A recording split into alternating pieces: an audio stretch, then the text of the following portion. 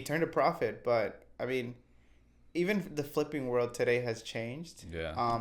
Just because people want to make money, and I get that, but there is a point where you get greedy, and greed. I don't know if you're a religious person, pero la avaricia no es bueno. Sí. I think there's people that promote that they want to help people build a community, but they themselves aren't honest people. Yeah. And it's hard to like looks can be deceiving because when a kind person comes up to you, you know, I've been through that many yeah. times. so it's like I think being honest is one of those tough things because you have to learn through a lot of experience that not everybody else is honest. So we were profitable in the area of flipping homes, but because my dad gutted everything and built a new house basically. Wow. Down to the studs, and so that's why on average they sold well. But also it was just like the timing after the pandemic. Everybody thought that everything was gonna go down, and yeah, I remember. That's when I kind of bought my house too. Really? Yeah. What rate did you get? It was still high because when we were looking at the time, I think the lowest we saw it was like a 4 point something. Okay. And at that time we were like, okay, we gotta like find something soon because they like kept saying like it's gonna go up again, it's gonna go up again. That's a scary thing about that.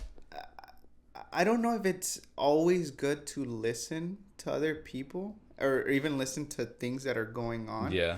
Because even today, it's like everybody says, oh, the market's going to hit rock bottom and stuff like that. And so just take me that like a hopeful guy is trying to do something for himself and his family. Yeah. That brings your motivation down to the lowest of lows. I agree. Yeah, we were looking for a while because we wanted, a new build. We didn't want to really go into a house and make a lot of renovations ourselves. We wanted something that we can just go in, not have to worry about that because we were getting married that same year too. Okay. So we already had a lot going on. Yeah. And by the time we found a house, we locked in. Our wedding was like in a month after that. So we were just...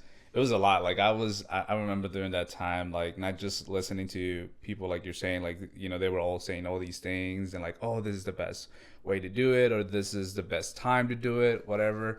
We were ourselves just like trying to find our vendors, find like everything else. So like it was just too much at once that we're just like, whatever we find and it makes sense for us, we're just gonna go and lock it in, Okay. And so by that time, it was already a little bit over 5% interest, and we were just like, we just gotta do it. We're okay with it. We feel comfortable.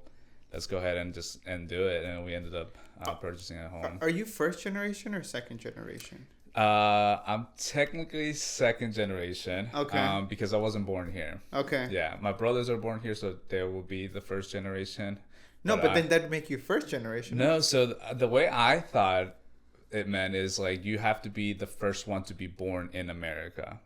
Like your parents come here, and then you're the first generation to be born in the U.S. Okay. Right? Uh-huh. Is that not how it's supposed to be? I don't know. So I wasn't born here, so technically I just came to the U.S. And my brothers were born here, so they would be considered the first generation American or first generation.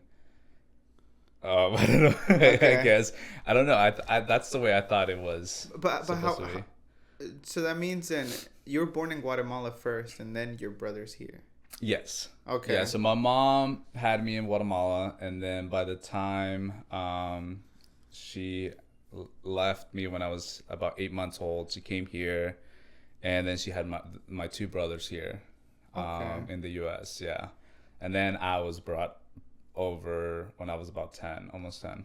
Man, like, did you feel, because it's crazy, right? That you and I had similar experiences then, because I was left, my mom and dad they didn't left like me. us, huh? I guess not. I guess. No, and then my uncle started getting greedy, and like my mom is like, no, like the point wasn't for you guys to keep Mario, it was for me to bring him back. Like my uncles didn't want to let me go, but also because they got a stipend like every month, and so like it benefited them like to keep me there. So it's crazy then that your story is kind of similar to mine.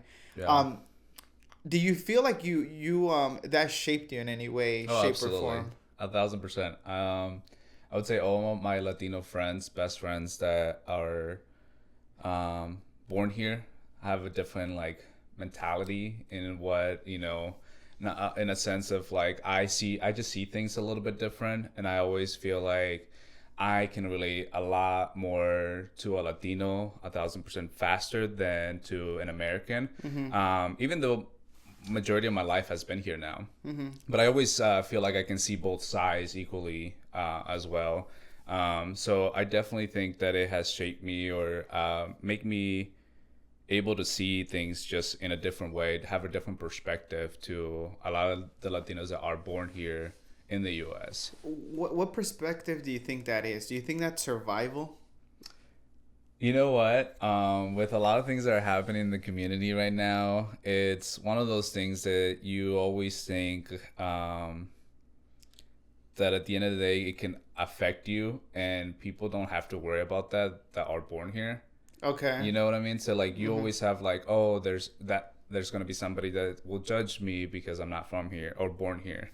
Or even just, though you're fair skin color too. Yeah. No, I mean, it's crazy. Like even though I am, I still have people who, you know, will say I'm Mexican when I'm not. So like, you know, there's always that stereotype no matter what. And I just because I know I look different, like, I mean, it doesn't matter where I go. You can tell I'm not American, right? Like, you'll know, you know, 100%, right? So I think that it's just one of those things that it has just made me, I guess, not act different in a way where I see everything in the news and I always think like, oh, what about my family? Or what about me? Or what about this? So I'm always thinking about, you know, what if, where I feel like other people don't have that. They don't have to think about that in that moment because it might not affect them in any sort of way. But in the way that you view things, do you feel like that has helped you shape like a leadership role? Like different from like your friends? Because I would say in that scenario, no, because I think I have great friends that are great leaders, and we have very different backgrounds and see things very differently. I think when it comes to leadership, it takes time not just thinking you're a leader, but actually being able to help others and ask the right questions to those that need it. So I think like anybody really could be a leader as long as you step up, you are there when people need it the most. So no, I think that, I mean, I just have a different perspective as a leadership in leadership. And what is that though? Like in your perspective of leadership, how should leadership look like? I mean, leadership can look in so many different ways, but I think that at the end of the day, if you are helping that person that just can't take another step into being more successful in their own career, you know, I used to be, just an example, a manager for AT&T for a few years, and one of the things that I always noticed for comparing myself to other managers was that in my own space, I wanted to make sure that those people were comfortable doing their job, right? I asked them kind of like what they needed, what they were looking to do, so that way they can become an assistant manager and then a store manager or whatever it was. So it's always finding like a solution to people's problems, because a lot of times people don't think they have a problem too.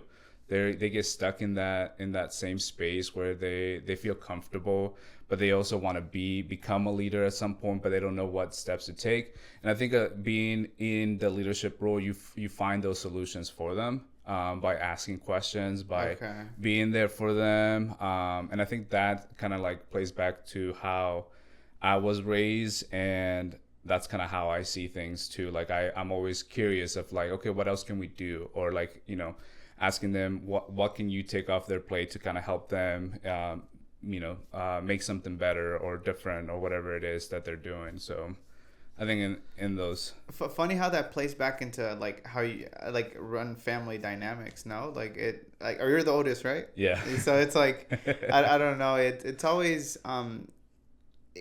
the culture here is a lot different, and whenever like you have like me and my younger brother, it always takes me kind of like telling him like, hey, why don't we do this? But he like I feel like he in America we set goals, and once we meet them, like a lot of people stay there. Mm-hmm. But that's kind of going back to like that you said, like you don't know you have a problem, but you kind of aspire to be something else. But if you aren't taking the actions to get there, then it's tough to get there, you know? So I think even for me, like I think I've always been too impulsive, and I need someone that's a little bit more rational, like my brother, to get me there, you know? So it's always like, I know I have weaknesses, but then it also takes other people pointing them out. Mm-hmm. But without them, that's so true. You really can't achieve what you really are set out to do. 1,000%. When I worked for Yelp, one of the things that we got a lot weekly or bi-weekly was feedback. And I always requested feedback, whether it was good or bad, because I knew obviously good feedback always helps you stay, you know, like, okay, you're doing something great, but not necessarily bad feedback, but where they can point out where like, hey, you're not, this is where you're at, this is what you can really be doing, and you know, kind of showing you. I think when somebody puts that and shows you kind of like, you know, where the marks that you're missing, I think it really does help. And my brother, actually, he's about to move to Charlotte here in the next few months, and he is a great leader. Like he has a whole different perspective because he's born here, and he just does see when we have, you know, when we talk, we have different ideas, but at the end of the day, it's like, okay, we both want to help grow the other person or help inspire somebody. And the way he thinks, I would never kind of cross those same paths, you know. But but it's a good way to be like, okay, we're very different in the way we think, in the way we, you know, do things. But at the end of the day, it's like we're both looking for that growth. We're both looking for ways to kind of help either each other or the people around us. And I think that you kind of learn from people like that too. Like you start to see the different perspectives on how somebody is a leader compared to, you know, your leadership skills. So it's kind of cool to be able to learn from all that, and kind of teach yourself or teach each other on how to build from there. I think being a team member and playing in a team is an acquired skill, because I can't tell you that I've always been a team leader. I felt like I always like, I don't know about you, but it's like my brothers, I used to think that he was annoying whenever he was younger. Like my mom used to be like, oh, take him. Yeah. Like I'm like, no, he'll like mess this up and stuff like that. Yeah. But I don't know, as you grow old, or as I grew older, it's like all that perspective really changes, because like now it's like I'm doing exactly what my dad would always tell us. He's like, you guys got to stick together. Like two minds are way better than one. Yeah. He's like, and then he used to say things like, he's like, you never know. He's like, your brother can surprise you. He has things that you don't have. He's like, so stop being so arrogant and like listen. Yeah. Cause I can tell you, like, I used to be very selfish. Like I don't know why, like but obviously like life changes you after certain things. No, that's true. For me, my brother has always been the smartest one, and I've always called it out. I took care of my brothers growing up, and I could tell that he would definitely be going places just because he could quickly get things. Compared to me, like it takes me a little bit longer to complete something, and not because of lack of work, but it's more of like sometimes I can't process things faster than he does or he did, you know, in those times. So I was more so jealous that he could pick things up quicker than I could. but I don't think I've ever was in not jealous in a bad way, but always like, how can I also do that? How, try to figure it out. And I'm still there. Like, I feel like people just work in different times, and did you grow up with DACA? No. Or like, tell me about that, because like even what you're saying, it speaks very loud, because it's like you want to achieve things, but obviously like who you are and where you were born kind of dictates that too, like you don't always have the opportunities. I didn't grow up with DACA. I was very fortunate in the way that I came to the US. I became a resident before I arrived, so I was able to receive my paperwork, I guess, faster than most people that have been here. And then I became a U.S. citizen when my mom became a U.S. citizen as well. During that time, they were allowed to offer it to their kids. So both parent and their children could become U.S. citizens during that time. So I was lucky enough to be able to go through that. And I think my only struggles were I always have been very, I don't know, like I never have thought that I'm a smart person, like since a young age, right?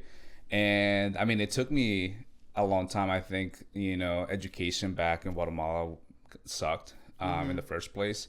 And I didn't have parents. I had my grandma, and my grandma wasn't really there all the time. So I grew up pretty much in the streets, playing, helping people. Like if somebody needed un mandado, que le vaya a recoger algo, that was me. Like I would go pick up the tortillas. I would go pick up whatever they needed from a neighbor or something. So to me, I think my struggles was just being educated.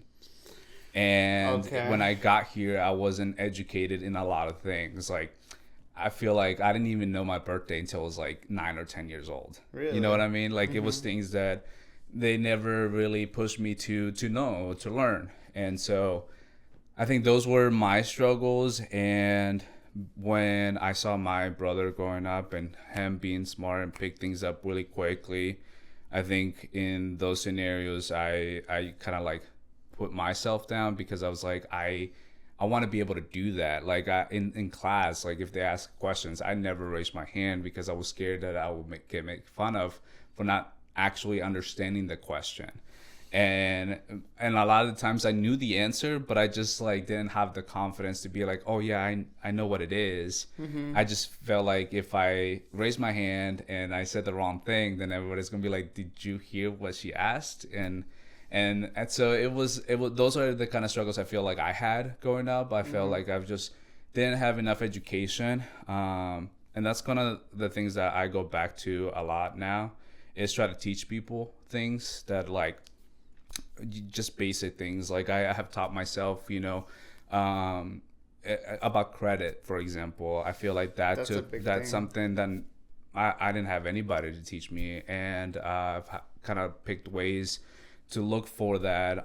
Actually, my wife's dad has taken a lot of time to teach me about that as well as I got older. So it definitely, I didn't have those resources available at the time, and I think that now as I am older, those are the things that I look for, is how can I get more educated, because you can't stop learning. There's always there's so many ways where education can really teach you something. It can bring a lot of value to you. So I think that's kind of like where I struggle the most as a kid. But as a kid growing up, like I can understand you for that, like if you're having that feeling, because like even getting clowned in class would be like horrible. And like especially if you don't speak the language too, right? So like the first, I would say 4 or 5 years, I mean, my accent was there, like like it was very thick. So so even then, and I had close friends that were also, I had 2 best friends that were at the time that came to the US around the same time in 2nd grade with me, and kind of like we helped each other through some of those times. But when we got separated, it was like, whoa, like who do we look for when we need help? And but I think that what helped me a lot too was being in a place where I was the only Latino, because it really made me learn the language and made me understand certain things. I used to tap people all the time and I get in trouble for touching them, but it was because I didn't know how to ask something. I didn't know how to ask a question in English, and I would get in trouble a lot because they were like, oh my God, Carlos keeps tapping me, Carlos. And I just didn't even know I was in trouble until my mom would come in. Yeah, and then, and then things with Latina moms are just they were very tough on you. So... Porque me están llamando del trabajo. Yeah. Like, you're already getting in trouble. Yeah. But then that like even, I don't know, it makes you feel bad, and it's like detrimental, like for a kid's young mind to feel like any type of curiosity, any type of wanting to advance, it will go back and be bad. Yeah. I agree.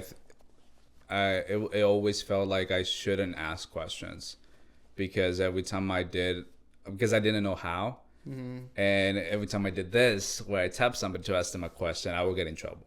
So it was just, so it does put, I think, a kid in those times that like you shouldn't be curious about things. You shouldn't understand why something is happening or whatever, because the consequences was trouble all the time. So I agree. Like, it does put a lot of pressure, especially on a kid, when you are trying to learn, when you are trying to step out of your comfort zone to, connect with other kids your age, but you can't. So, I would say it definitely took a while for that to happen. But how did you grow out of it, or like having that experience as a child? Like, what did you aspire, like, in the education part? Like, when did that change? It took a long time. I would say maybe happened during high school, because all throughout middle school, like, I always look for ways to, I think what helped me is I'm very charismatic person, and I say, like, I'm always laughing, I'm always smiling, and like even in like bad situations, like I just like can't tend to be like, I feel like just in good spirits all the time, right? Okay. And I think that I always pushed for a couple things until I knew that I shouldn't be doing that, and not in a bad way, like just like the whole asking questions. I was like, okay, I can't, I need to learn how to ask the question. So eventually it took time for me to learn how to ask questions. But when I wanted to step out of that, I feel like, In what sense? Because asking questions, actually, I read a whole book on it. Because I'm so bad at making friends. Yeah, I'm so bad at it. Like I am the worst because I'm so closed off. And so I read a whole book on How to Make Friends and Ask Questions by Dale Carnegie. I think he's out there. So so that's why I was asking, like, in what way did that asking questions evolve, or like what type of, like, what were you trying to do? Well, there was like goals I had as a kid. I wanted to be class president, for example, in 8th grade, my middle school. So I knew that I needed to ask those questions, and as a, what can I do to be a class president, or what should I get better at, asking my teachers. And it tended to close off. Instead of asking in public places, I had to do it on one-on-one. So when the kids were going to lunch, I was the last one to stay back and ask my teacher, hey, I want to do this, how can I do that? And I always became very close with all my teachers. Like, if you were to reach out to any of them, I 1,000% believe that they'll be like, oh yeah, Carlos used to do this, used to that. And I used to joke around a lot too. That's the type of kid I was. No matter if I got in trouble, I always wanted to put a smile or make somebody laugh, and always in good intentions. So I think that for me, it was asking, like, how can I improve to do the things that I wanted to accomplish? That feedback, you needed it. That feedback, yeah, exactly. And that's something I've always, like, any job I have ever applied for is like, give me the feedback of the good things, but also the bad things, or the things that I need to improve, because that helps me at the end of the day to be better. to be able to offer better service or offer. And that's something I've asked people that come to my events is like, hey, can I get some feedback on what can we do better for the next one? Because I know that, at the end of the day, not everybody is going to like my events, and I'm okay with that. I still want to be able to create a space for people to feel comfortable, where people can come and connect. But knowing the feedback of like, okay, 80% of the people don't like the podcast, and it's like, okay, let's not have a podcast anymore, So having that feedback really does help me improve for the next event or something else in the future that I want to do. So yeah, I think it all ties back to that feedback part. Oh man, okay. So but also the confidence and like also helped you get into. Did you become class president? I did become class president. Yeah, 8th grade. I wanted to do it again in high school, but it was a whole different ballgame because like you just need to be more popular in high school, and I actually had a couple of enemies back then. People just, it's funny because these guys just didn't like me, and I'm not confrontational, but like if you have a problem with me, I just want to know in person. Like I want to know, tell me, don't go behind my back and like spread rumors or go, whatever. And I had class with one of them. I was like, hey man, like I know you have issues with me, like tell me, like what is it? And he's just like, I don't like you. I just don't like you. Like no, we had no interactions before, he just saw me. He saw that I was running for class president in middle school and just had this hateful towards me, like just didn't like me for whatever reason. Okay. And so at the end of the school, they actually jumped me after school one day. Oh my god! Dude, it's a story for another day, but it's no. I feel like you can tell it. Like I don't really care. It's like, but I just started thinking. I was like, inferiority complex right there because he feels like you're doing something he might want to achieve, and I don't know. I think it's inferiority complex. Like even though it's tough to admit. Yeah, no, it is, and I mean I think so. I think that I don't know, like he never gave that vibe to like wanted to do that because he could have easily like tried at least, right? So I really was curious, and he formed a little group. Like then he started like getting more people to like to be part of it. Yeah. No, I mean looking back at it, I always tell this because like I feel like it really shaped me as well. Because after school they said don't walk home. Like who told you that? People like the rumors were already happening. Like they're gonna be out there waiting for you, whatever. Okay. And I was not scared. I was just like, all right, like let's see what happens. So I decided not to go on the bus and actually walk home too. Yeah. And they were circling me on their bikes. They didn't go to school that day, so they were after school. They were just circling after me.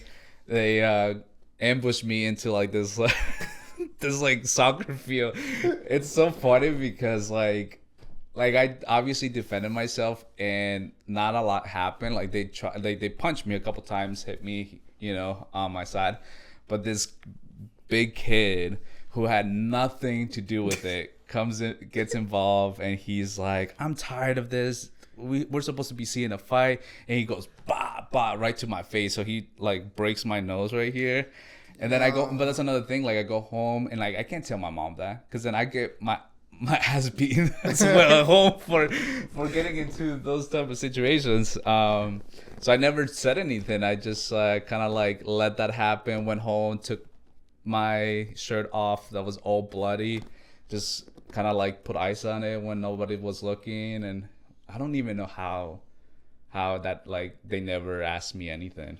But then how does that play out for you? You felt, what did you feel afterwards, or even how did that shape you?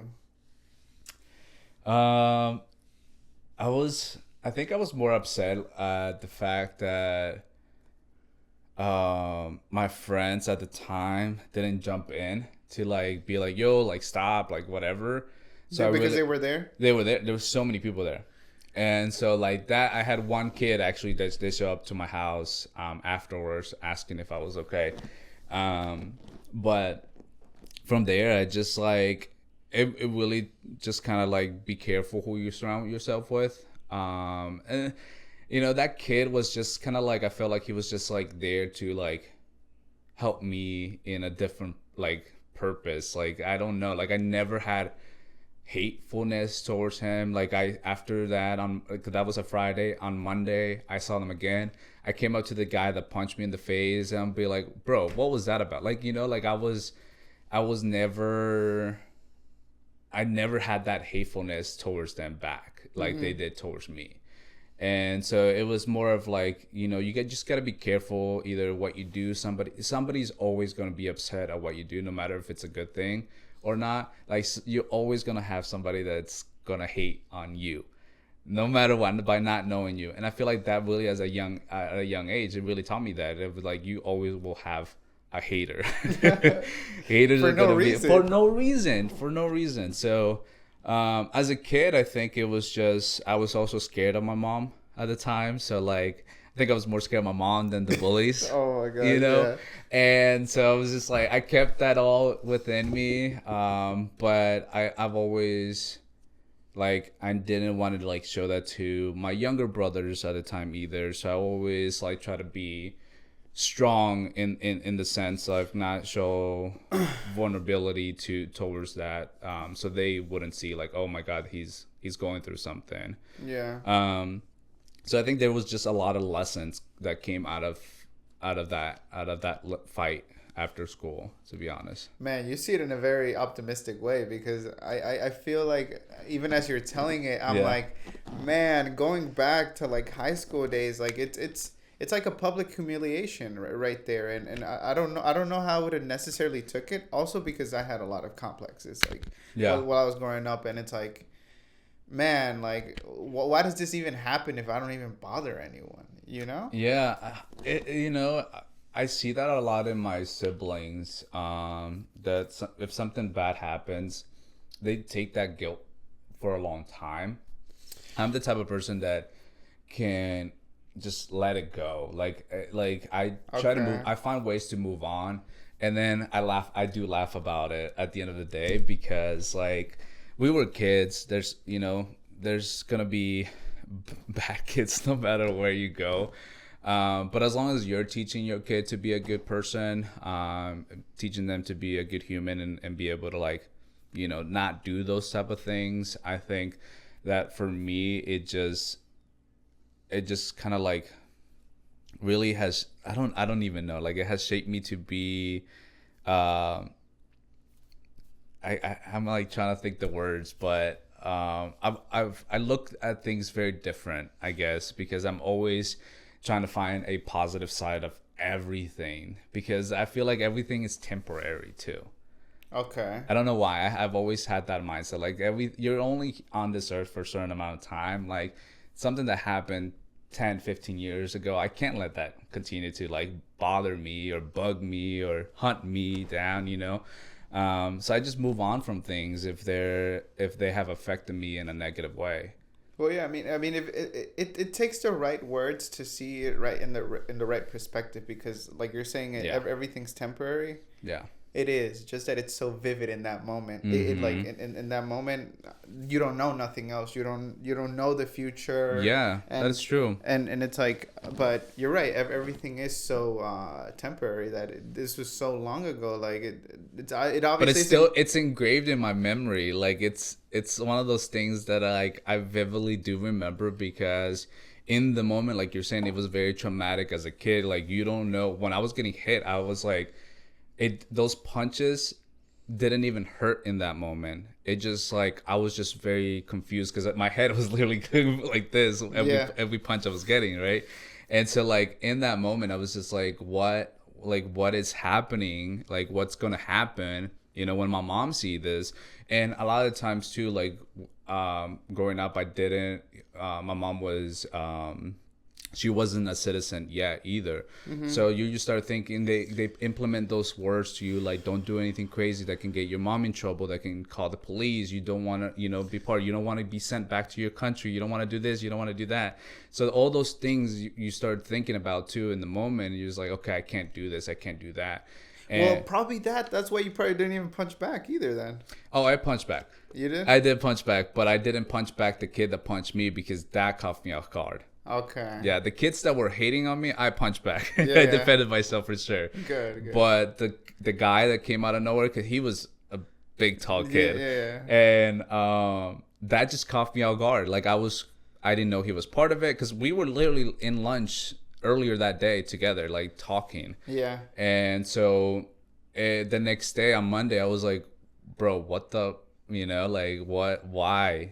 And he started laughing. He was just like nothing was happening. I was just getting frustrated. People were throwing punches, but nobody was getting knocked out. Like, I was like, dude, like, what? And so like, I think no, I definitely defended myself. And I think that's why they kind of left me alone, because like I wasn't gonna put up with people's BS either. Like, I didn't bother anybody to start fights, but I also like defending myself. I was like, all right, chill, like, I'm not doing this, Yeah. So I think, yeah, there's definitely there was a lot in there that to me, it's crazy the type of society that is created into like high schools. It's like so many different groups, the type of like I don't know, just different groups. I like to people watch a lot, and I think I even started people watching when I was in high school. And it's like you have the jocks here, these the prissy girls over here, the prissy boys over here, the fighters, the gang members, because like there's a little bit of everything. And I got along with everybody too. I was the type of person that I didn't fit into a group, I guess. I was friends, like if I saw somebody or we had lunch or whatever, that's who normally is a class president.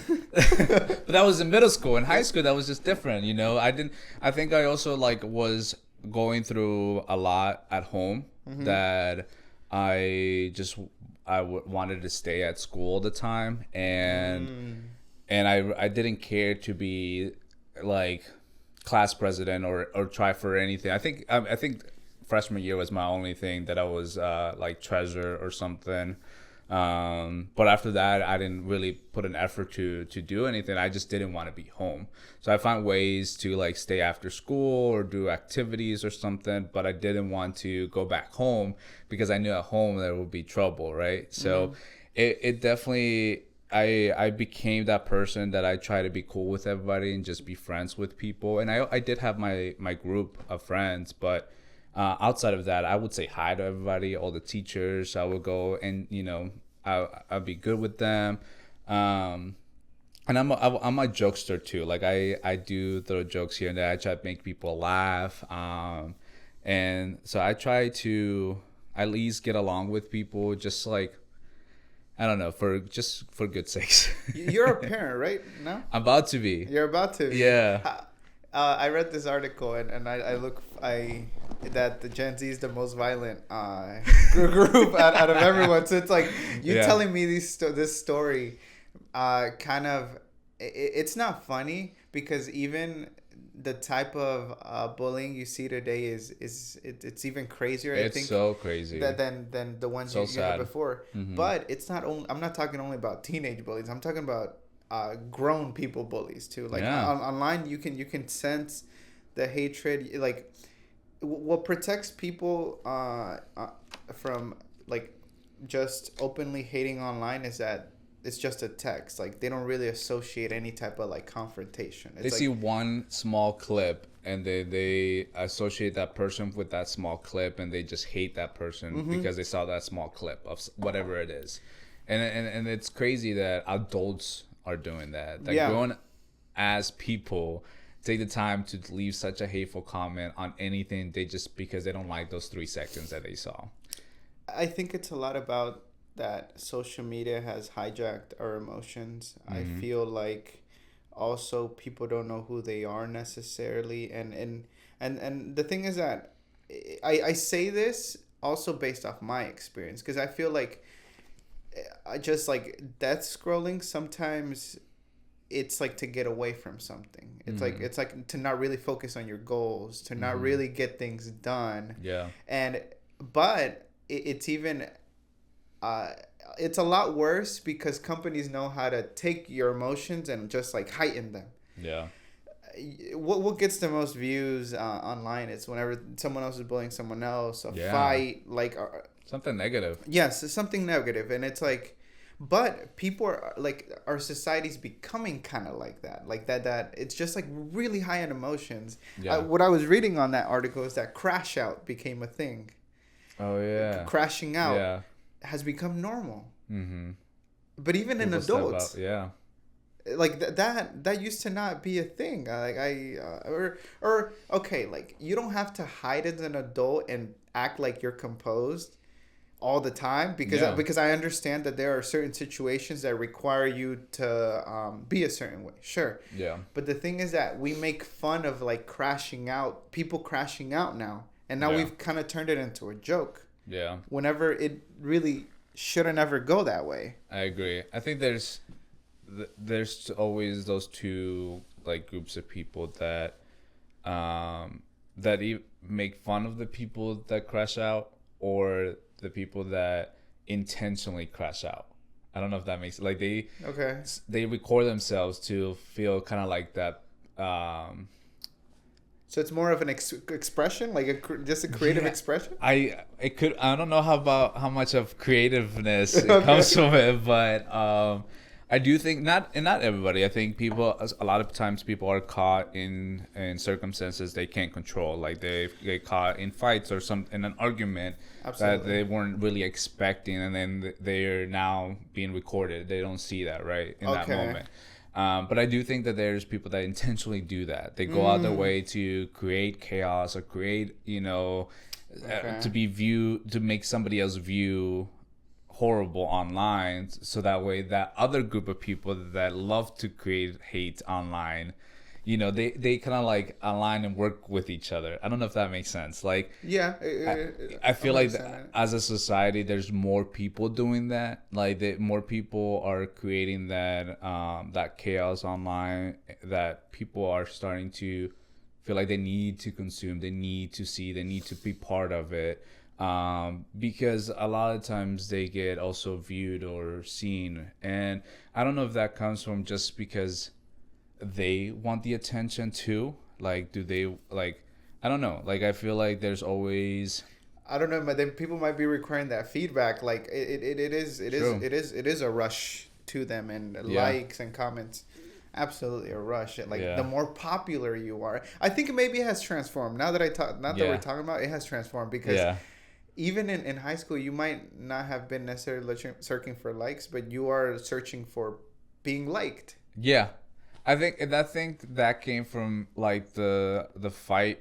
When I became class president, I after middle school, like I was like, okay, I want to do this again, but obviously not get into with people because they didn't like me. I always try to be like cool with people. Like I don't know if I wanted to be liked, but I just didn't want to have a problem with anybody. And I think because of that fight, I was always like, I did have my guard up, but I always wanted to make sure people were good too, but that people were in a good mood.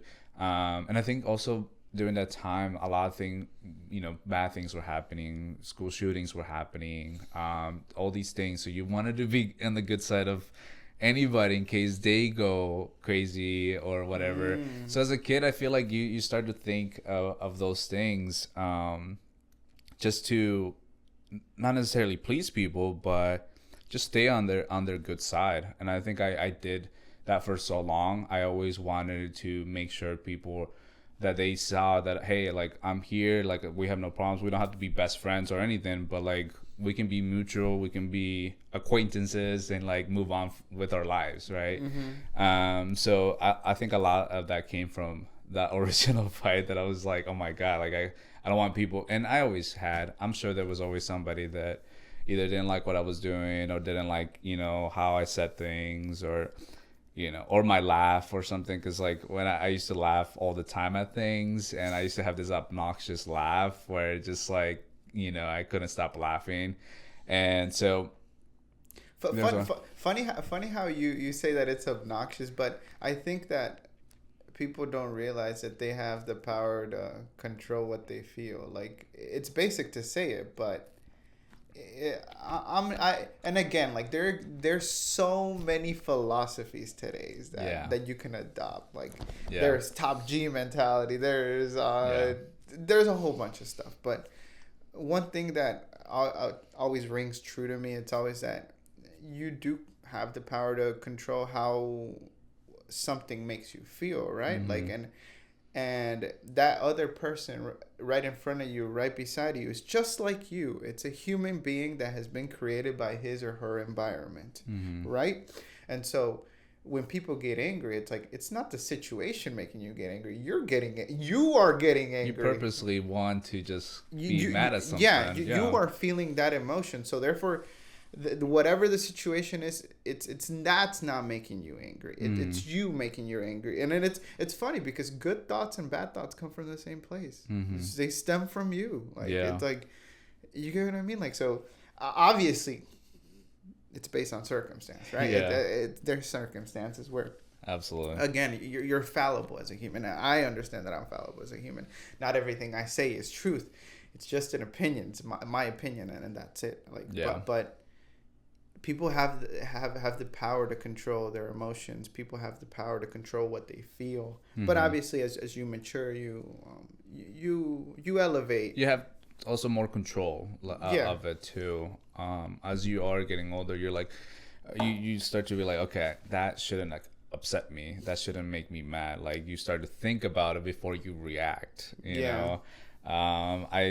I think that I learned a lot about that after high school, just like to understand something and process it first before you just let it out and speak your mind.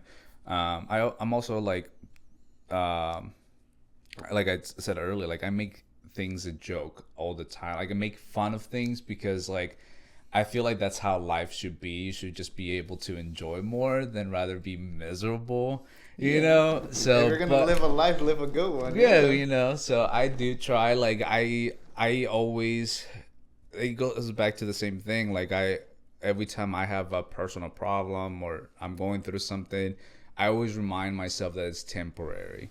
And then I'm like, okay, this is going to last 2-3 weeks, whatever it is, I have to go through it. And I just mentally try to prepare myself to like know that I'm not going to be in the best mindset for for 2-3 days or whatever it is, and see that it's going to flip, it's going to get better. And I think it's hard for a lot of people to do that, but it is. I always trying to figure out a way to bring it back to that, because I'm always in a good mood, and people also hate on that. Like, people get mad that I'm always just smiling. Like, I'll be sitting there just like, whatever, and I could be thinking of absolutely nothing. And then, and one of the things that actually I think would say that actually bothers me more now is that when I'm not smiling, people think I'm upset. So I'll just be sitting down and I don't have a smile on my face, or I come in, I'm like, hey, how you doing? And I don't have a smile on my face. But usually I am thinking of something like, oh, I forgot to do this and that. Mm-hmm. And then people are like, what's wrong? Are you good? Are you upset? Because they automatically, especially the people that know me, like automatically know that like I'm always like, hey, what's up? What's going on? Yeah. So when they don't see that, they're like, what's going on? Like, what's happening? Well, I can't even see it. Like your smile, when you smile and you're happy, like you could see that expression. But like when you get serious, like I could see why people think that you're mad. And then you're like, what happened? Why are you so mad or upset? I'm like, no, I'm good.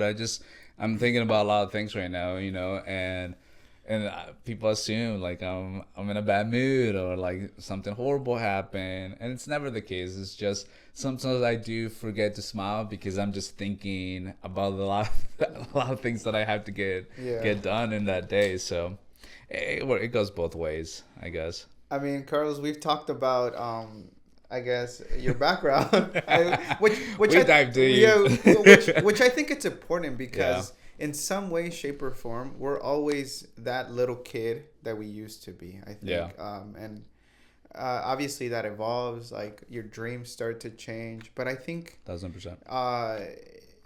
That imagination should never go out. Like, that imagination of, like, wanting to do something, or even, like, always the feedback that you're getting back from your environment is always important. But you always go back to, like, I think you're always that child. Like, in some way, shape, or form, you're always, like, kind of that child.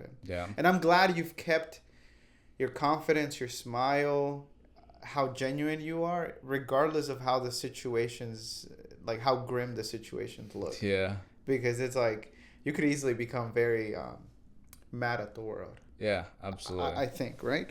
But tell me more about how you started venturing out to not having a job, a stable job, because from what I've seen is that you also have a marketing agency, right? Yeah. Okay. So how does it transform into that? How do you let go of your jobs? How do you let go of that stability and actually go and venture out to something that you want under your leadership, under your guidance? Wow, that's actually something that I really haven't talked a lot about, because I had a great job with Yelp, and in 23. That was after pandemic, right? Yeah.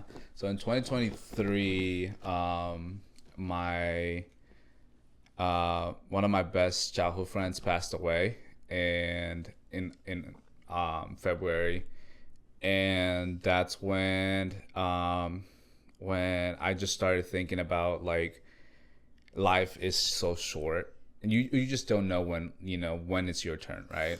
And then in July of that same year, my uncle passed away, and my uncle was only 35, 36 years old. And it's just like, why, like, another young person gone so soon. If you don't mind me asking, why so young, or out of, like, both car accidents. Okay. Yeah. Okay. So one, and I think my childhood best friend kind of hit really hard, because it was just the main street that we used to drive back at home in Virginia all the time, and he was just on his way to his house, like 2 minutes away from his house. So it's like you pass through that road all the time, and as I'm older and I go back home and visit, and like I see exactly where that happened, it's just like, why? Like, he was so close to being home. But I think those type of things kind of started to change me, because I've always been my biggest critique. Like, I always judge myself a lot for the things that I do or accomplish. Like, I always think, oh, that's not enough. Like, you need to do better. And when my uncle passed, I had started the Latinos in Charlotte maybe 2 weeks prior to that, or a couple weeks before that, the page. So I had maybe 20 followers, And his passing really, again, made me was like, he's so young. Like, it could be me tomorrow, or me in a few days too. Like, and I want to do this and that. And, I have all these, like, goals that I want to just accomplish. And so from that situation, from his passing, I was like, okay, I started something. Let me see where it goes. Let me take it as far as I can.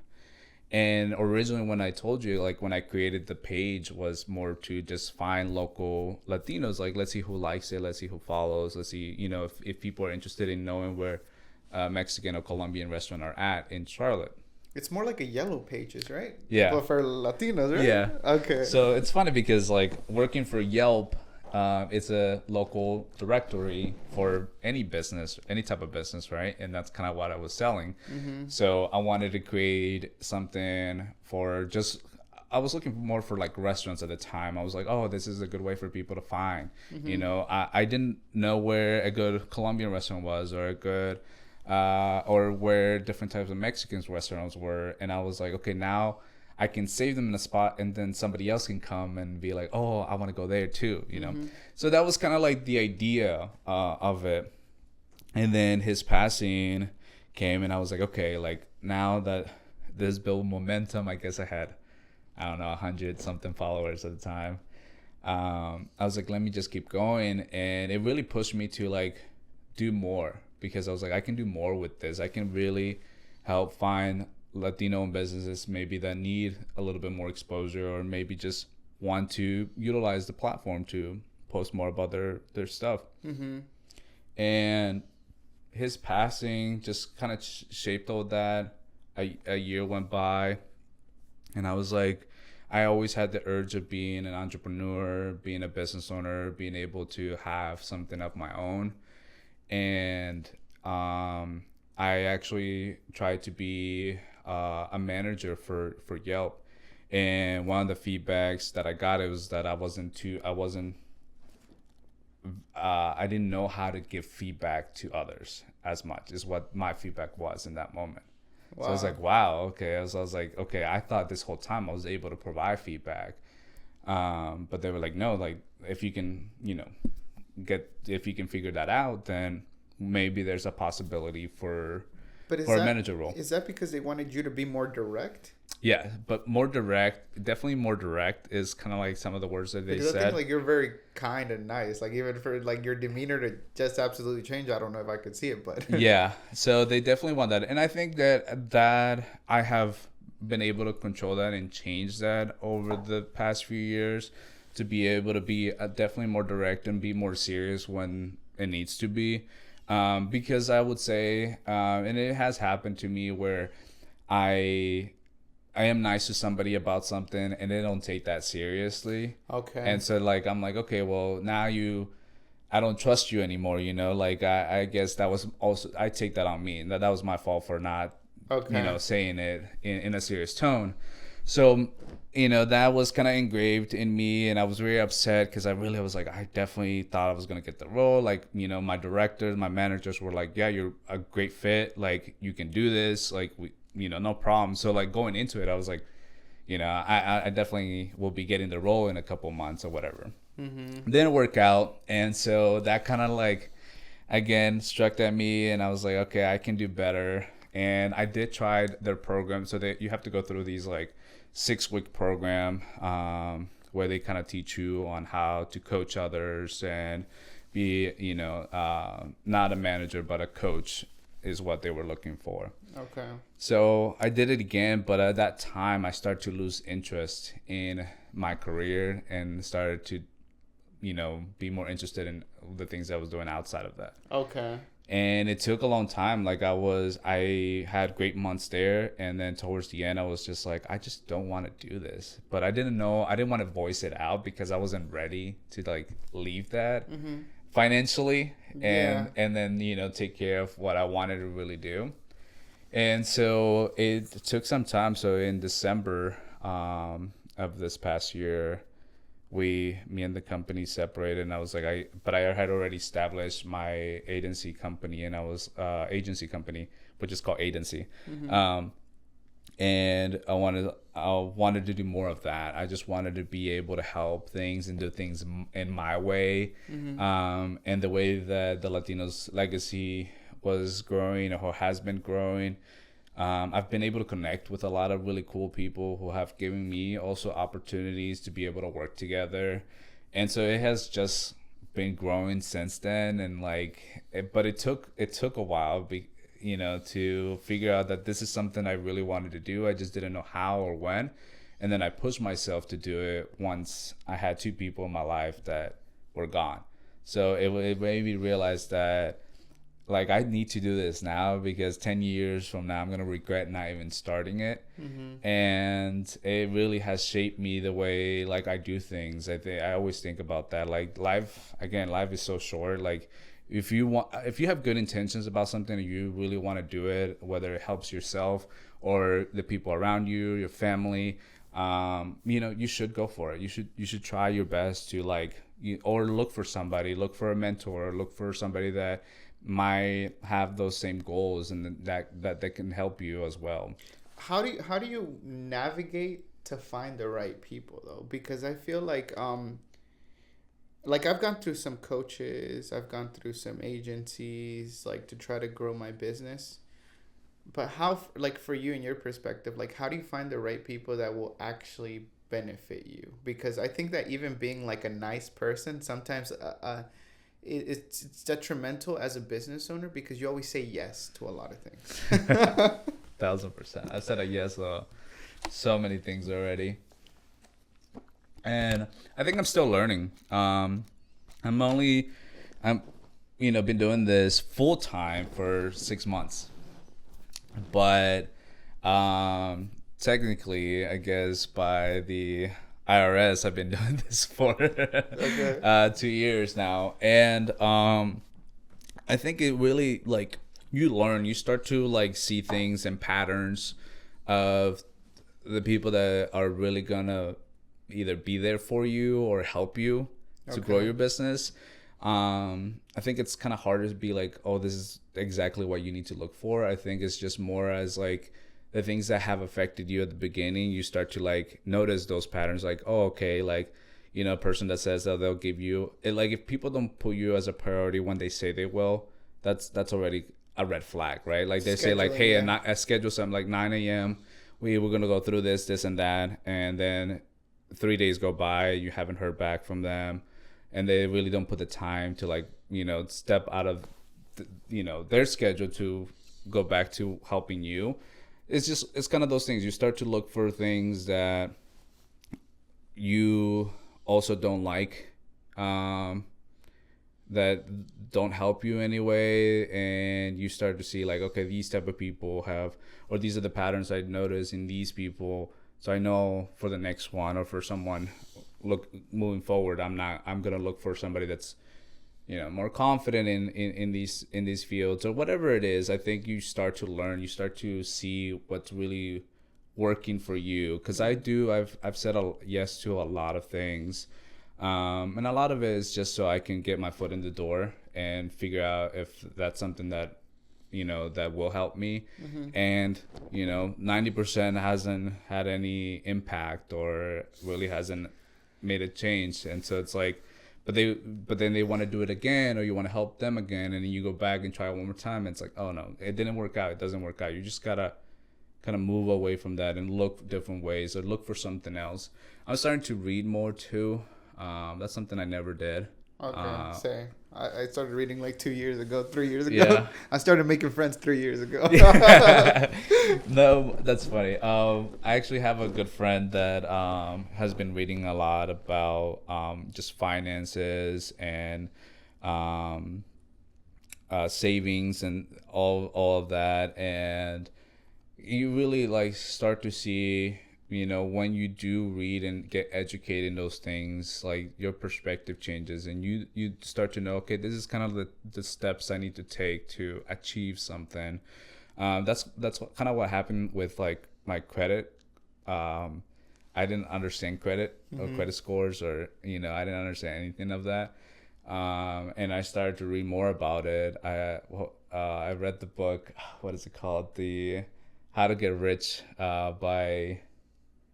what's his name? Oh my God, I'm gonna have to send it to you. But okay, there's a lot of tips in there of like, what to do, what not to do, what banks you should maybe try, what banks you should stay away from because they have high interest. So just like a lot of those things, like you really, if you start educating yourself in something that you want to be more passionate about, learn more from, I think you find your tools and answers in there, and then you can figure out where you can get them from those people that you can help and they can help you. I think one big thing that we overlook is that at the end of the year we have to pay taxes, and like we just conduct that, and we don't do it intentionally. Like we just conduct our business how we think that it should function. Yeah. But then at the end of the day, if you don't really have that background, then it's like, oh, here's an audit, and the tax person is going to charge you $6,000, and if there's anything that comes out of that audit, you're going to pay that, and it's like, from where where do I get this money from? And it's something tough to learn, and I think that getting it out there before it hits other people is beneficial. Like like whoever I speak to, I always try to like, hey, like I have this tax advisor that told me this. Like it might not necessarily work for you, but I'm just telling you, maybe that erupts another thought into your mind that might help you for your purpose, because what I'm doing might be a lot different than what you're doing, and so again, like to take the bits and pieces that help, because I feel like a lot of like I've read a lot of self-help books. Yeah. They reiterate the same exact thing. Yeah.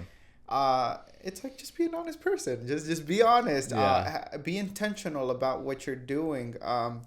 I was just reading Rockefeller's book, and it was like, or memoir, I think, because that wasn't supposed to be out. And he's like, details, details, details. Because to me, it's funny that, like, there's a lot of cleaning companies. Like, I just like the example of cleaning companies. Yeah. And I like the example of cleaning companies because I've seen what my sister-in-law has been able to do. Not yet, but it's my brother's girlfriend. Okay.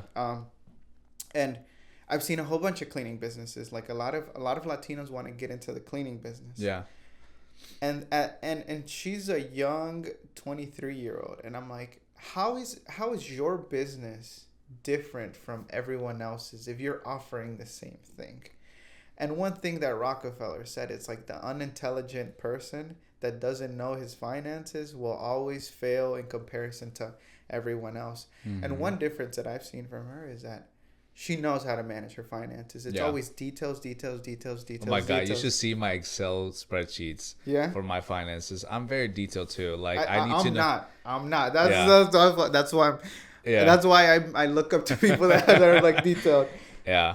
I'm very detailed in that way because I wanted to buy a home and I didn't know where to start. And people were like, you need to do this, and that. I didn't know anything about credit score. I didn't know any. I was very uneducated in that sense, and but I had a goal. I wanted to get a house. I was like, me and my wife are gonna get a house, or fiance at the time, and it was a struggle because I just didn't know. My money was going in and out. I didn't know where it was going. I was spending too much on this and not saving enough on that.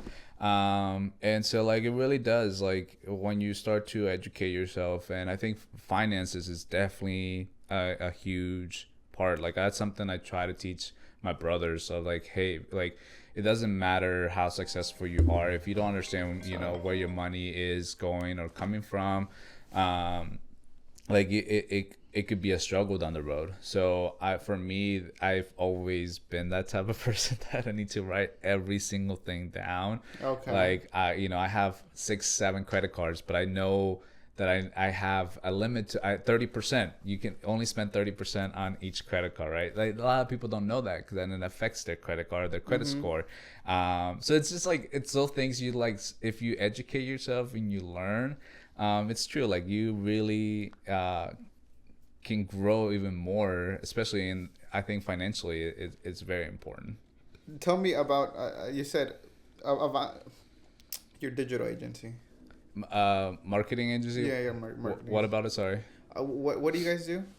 So we do social media marketing. Media marketing. I just partner up with Apex Studios. Alexis, I met him through an event that I did with Jennifer Trujillo, who is our new director for Latinos Legacy Network. Okay. And we're combining kind of like our companies. I do a lot more of the social media marketing, so I kind of handle what's posted, what kind of content is being created, scheduling that out.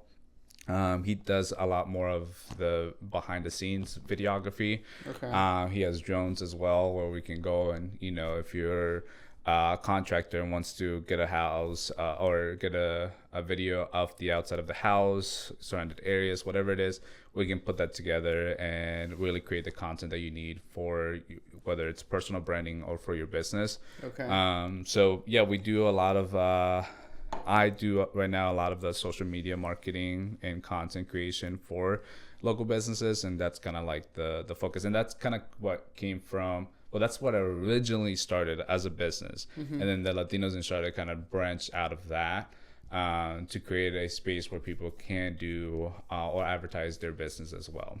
How important is it for people to have digital social media presence? I think in today's society, like you have to have some sort of presence if your brand is not well known, right? So like if you are especially a small business and you are opening up a new restaurant, whatever it is, like you can't expect people to know where you're located, and people eat with their eyes, right? So that's the first thing they see is what grabs somebody's attention. So I tell my clients that they need to, if they don't want to work with me, they just need to up their game in posting more content or creating more of that, those visuals that attract people's attention, so that they want to buy with them, or get connected with them, or hire them for whatever service. So it's really important nowadays. Like, that's how people see if you are a good company or your work ethic. So, and it's true. Like, it could be, you could be a great cleaning service, but if you don't have reviews where people can kind of see that your work, or kind of relate to the work that you do, it's like they were like, okay, well, I saw this other company online that I think they will do a better job. So it kind of just ties back, like, in social media marketing right now, and social media advertisement, it's kind of like all over the place. Everybody's creating what is trending as well, and it could be not related to their business, and they just want to do something similar to that. But I try to be able to not only do what's fun and trending, but also educational, or what it's meant for their platform, what they are actually trying to achieve, whether it's getting new customers, or getting more followers, or whatever. We try to make sure that we create a space for them to understand what is needed for what they're looking for as well. At the end of the day, somebody's looking for a new client, or a new customer to come in their door to eat at their restaurant, right? So it's just making sure that we have good presence on their page. So you created that agency, and then now it translates into Charlotte Latino Network. So it branched out. So I started that, and then I created a new company for Latinos in Charlotte. Okay. And then the Latinos in Charlotte, I started a networking space as well. The Latinos in Charlotte the networking used to be called Latinos in Charlotte Business Networking. Okay. And I was posting a lot of content on the Latinos in Charlotte page that was meant more for a directory, and people didn't like that. So again, I asked for feedback. A couple of people were like, hey, I thought the page was more for me to find out a local business, or fun things to do, and not really about networking, because a lot of the people don't really care about networking, So so I was like, okay, there's still this group of people that love the networking, and then there's a group of people that don't want to see that on the page. So I separated it, and I created a whole new space for it. So the Latinos Legacy Network. Okay. So that came more, that page is where I post literally all the time about, networking, connecting with professional business owners to business owner, and separated a little bit more of that Latinos in Charlotte, where it still becomes a space where you can find things to do in May, or find things to do in the area, or find a local restaurant, or find, we post more content about, I guess, more fun things that are happening. Okay. And we don't post any negative. I don't know if you ever seen the page, but I try not to post any news things onto that page, because there's so many platforms that can do that. We want to create a space where people can really come to the page and find something enjoyable, something good, and not just see negative things constantly, because yes, that's attract views, but we want to create a different space for that. Yeah, of course. But now that you have this hub and of all these connections, how do you find them buyers? Because I feel like there's always this thing too, that Latinos buying from Latinos, it's always tough. But I mean, yeah, it is very tough. It's we still create a lot of the content in English, because we have a lot of Americans that follow the page. Okay. At the end of the day, Latinos who want to support Latinos will support them. Yeah. But our audience is much bigger than that. We don't want to just be like, oh, only only Latinos can buy from Latinos. Like, no, like we want to show that our culture is here in Charlotte, that Latino community is here, that Latinos are thriving here, and we want to be able to help anybody else. We want to be able, our restaurant or business is open for every community to come try their culture or their food or whatever it is. So we still create a lot of the content in English, because it's still that's what a lot of people want to see. Those are the people that are actually buying or connecting. But we always provide, I would say, like certain things in Spanish that it's more of like, hey, there's a new place in town that's not necessarily Latino owned, or there's a game, for example, there's a football game that's not Latino owned, or maybe not many Latino players are in there, but it's a good place where Latinos can be part of, and they can go and enjoy a game. So not necessarily everything has to be Latino owned. We highlight Latino owned businesses where people can see, where they're located, what they do. But we also do other content of like places people can go or Latinos can be part of. Sometimes we think that we can be part of something that's only meant for Americans or only meant for, but it's open for anybody to go and enjoy. Yeah. Or people just don't know. I have a lot of people that are moving to Charlotte that are like, hey, like I just moved here from Florida or New York 2 months ago, 3 months ago. What's a good park, or what's a good what are the best concert places to go to? We tell them kind of where to go, and not necessarily is Latino owned. So it really is just to create a space where people can find places to go, whether it is Latino or it's a place where Latinos can go and have fun too. Okay. And to me, it's always like a cycle, right? Or a feedback loop, because whenever FC started, it's like the MLS, right? But whenever Charlotte FC started, I would have never thought that so many Latinos would like go to their games. Like I was genuinely impressed. But it's just so that people are aware that we also feed a whole bunch of systems. We do. Like that it's just insane. I went to a game and I was like, how or why? Yeah. You know what? Like that's one thing that when I started too, I was like, maybe we'll get 800 followers or 1,000 followers, and I always thought there wasn't many Latinos in our society, right? And as it started growing, and I was like, oh my God, he's like, yeah, I've been here for 10 years, 15 years, whatever. It's like there's a huge community. They just normally don't participate in certain things because they're either unaware that they exist, or they just don't know, they don't know about it, whatever it is. So it's really cool to see when we create either our space too, when we started creating the Latinos Legacy Network.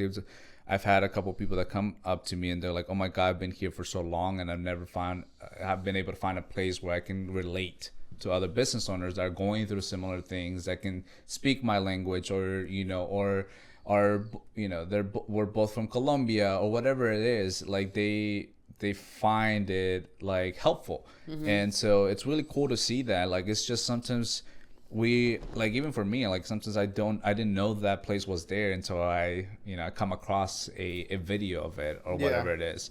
So, but yeah, it's our community is so big, and we bring a lot to this, to not just Charlotte but everywhere. So it's really cool to see that we or me, I would say, I want to keep highlighting that there's entrepreneurs that are doing or providing back to their communities, that are doing big things, and it's really cool that we are part of this society, and we're not gonna go anywhere. and I appreciate you doing creating this space for Latinos, because then again, like, they're there, but then if they're not highlighted or even introduced into the realm of social media, it's like they're never really given a chance. Yeah. To prosper.